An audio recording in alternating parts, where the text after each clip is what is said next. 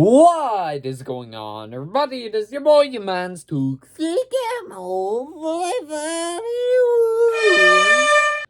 back at it with another review. And yesterday, I was able to check out Longlegs in theaters, which is the new serial killer horror movie with Nicolas Cage as the particular serial killer and Micah Monroe's the detective.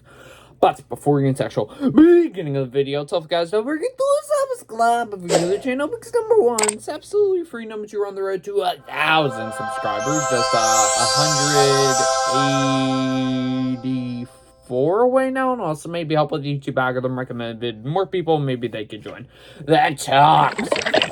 And do feel free to comment your thoughts on Longlegs down below. But with that being said, guys, let's get into it. And before we get into actual review itself, let's give a quick plot synopsis, shall we? So, transition and shoes. Yeah.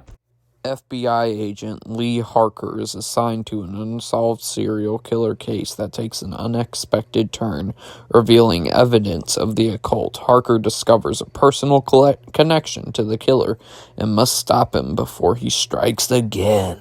Alright, with that being said, going into Longlegs, I heard the very, very, very positive buzz about the people who saw this movie early, and from the trailers, luckily, they just, I'll get into the positive a little bit later on, but, they did not reveal way too much, luckily, so, and then the trailers, it was definitely interesting. I didn't know what the movie was going to be until the official, plot synopsis went out, or they gave a more full-length trailer. I found out what the movie was going to be about. And once I heard it was kind of a throwback serial killer movie with Nicolas Cage playing the particular serial killer, and then Micah Monroe was playing the detective, I got hooked. I was going like, okay. And it soon became one of my most anticipated movies for the rest of the year. And with that being said, guys, let's just review it. Alright.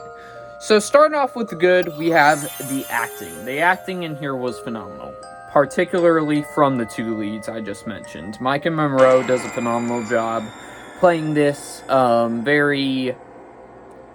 very odd sort of detective, where she doesn't talk much, but she does a great job of acting as her in this movie. I never saw It Follows, but she does phenomenal in here, and I'll be sure to put It Follows on my radar after this. And also Nicolas Cage.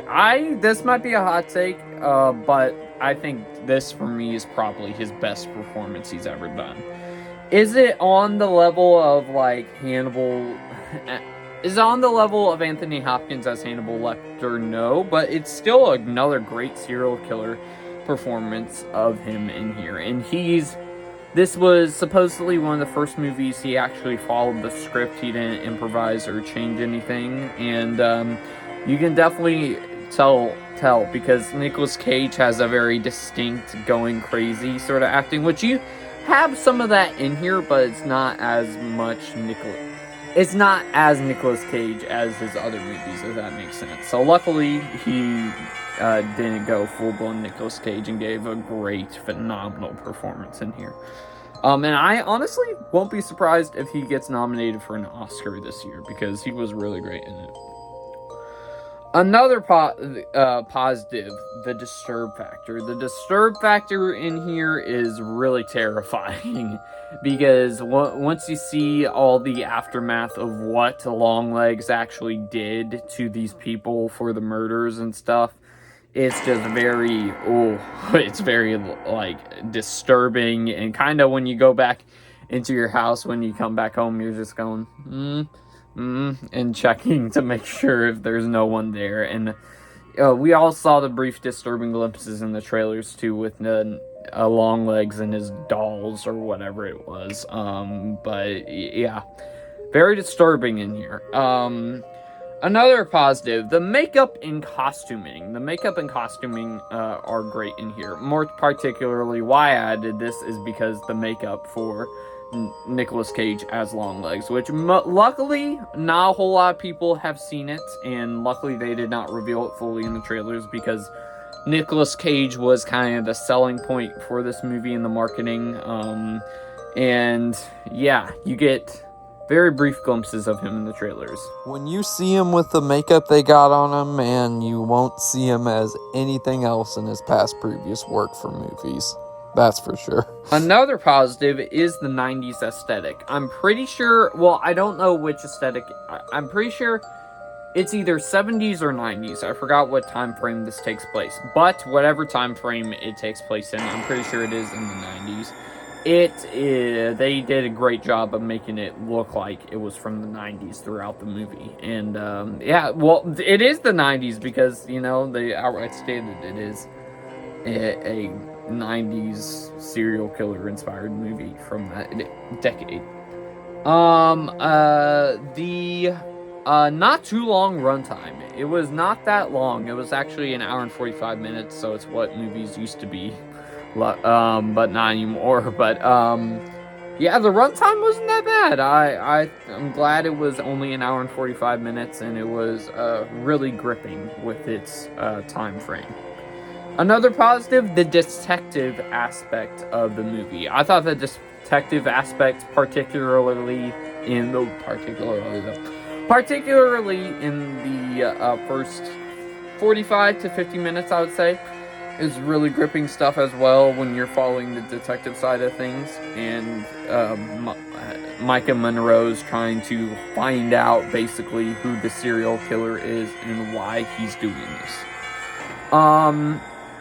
Another good is the tense moments throughout the movie. I honestly got my heart rate went up a bunch during this movie with how intense things were. Is it outright scary? No, but you really connect to Micah Monroe's character, want her to make it out alive, and also all her other fellow cohorts throughout this movie, and you definitely want her to win, so yeah. Another good is the sound design. And also the main score.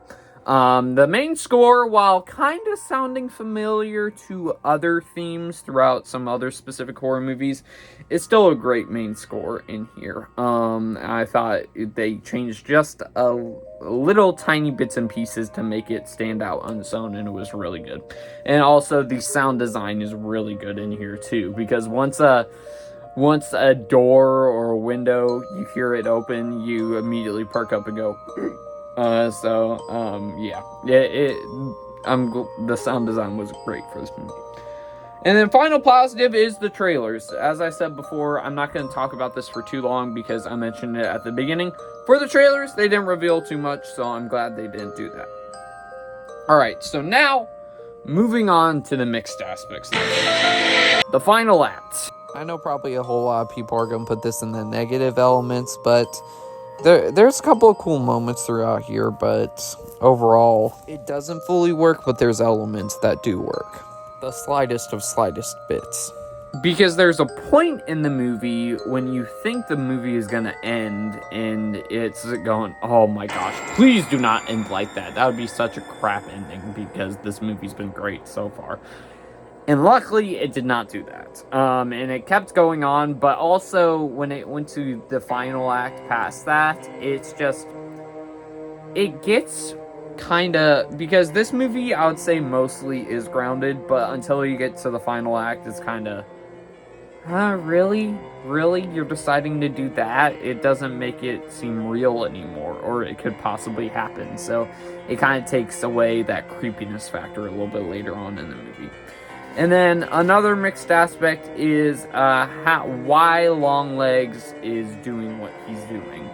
Which, I won't spoil it here, but when you find out why Nicolas Cage's character is doing this, it's kind of a little below what I thought it was going to be for. I thought it was going to be something way more disturbing. And don't get me wrong, it is disturbing, but I thought it would be way more disturbing than this. And and now we move on to the bad. So I only have one bad in here. It's a very small negative, and that is a obvious twist reveal near the end. Again, spoilers, so I'm not talking about it. I'm not talking spoilers. But there's a twist reveal of... I can't really speak much, but... Yeah, no, I can't say much. But twist reveal, that was obvious that what the direction it was going. But anyways, but with that being said, guys, that is my Longlegs review of 2024. Now let's bring out the toxic meter, and I will give this an A-, a not toxic, and this is guaranteed to be in my probably top 5 of this year, and I definitely recommend you see it. But just don't expect like the scariest movie of all time, because there's been a bunch of different people saying, oh, this is the scariest movie I've ever seen, or the most disturbing movie I've ever seen, and it's not that. And it also isn't going to be for everyone, because it is kind of a slow burn, but I feel for detective movies, you kind of have to have that for some of them. So, and this is one of them. But anyways, there you go. But with that being said, guys, I hope y'all enjoyed this review of Longlegs, the new crime thriller with Nicolas Cage and Mike and Monroe. Be sure to let me know your thoughts down below. If you're wondering where my Fly Me to the Moon review is, I might drop it, I might record it after this and then drop it, or I might record it tomorrow and then drop it, or I might just talk about it on my monthly check. I don't know. But with that being said, guys, I'll see y'all next one, everybody.